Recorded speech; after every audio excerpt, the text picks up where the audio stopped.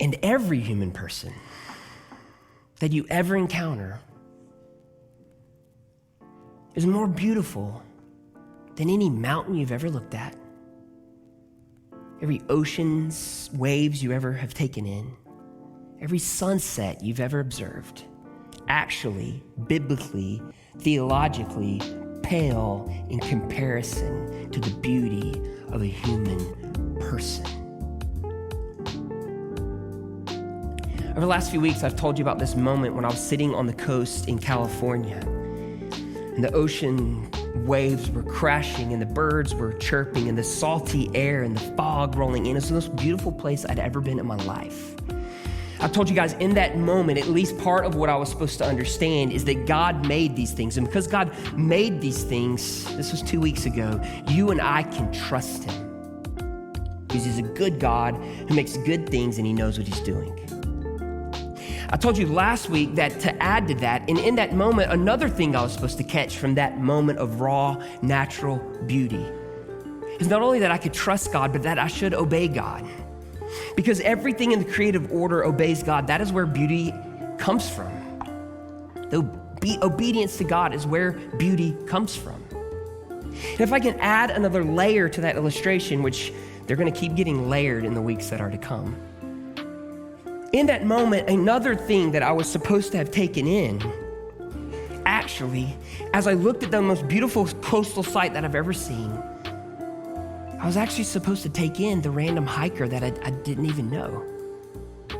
That random hiker that I didn't know is actually more stunningly beautiful, according to the Bible, than any other thing that I was watching in that moment.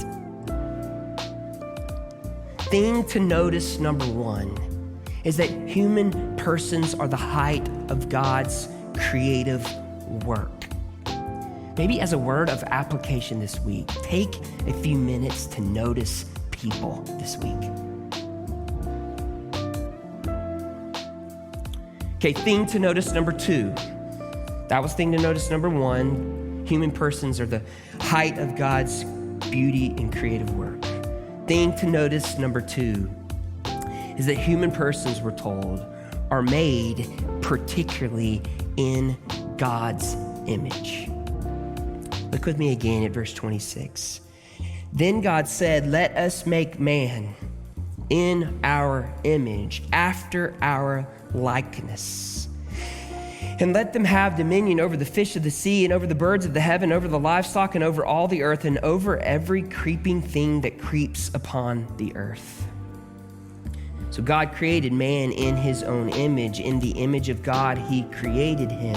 Male and female, he created them.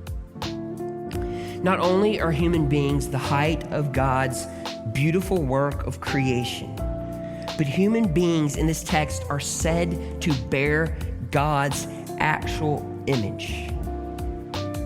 What does that mean?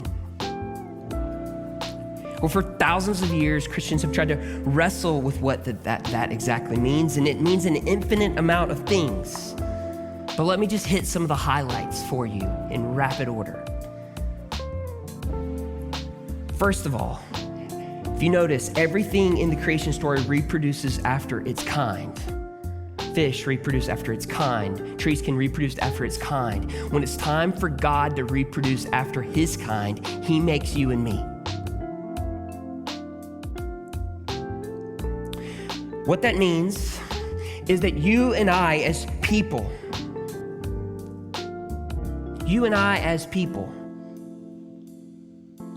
show one another what God actually is like.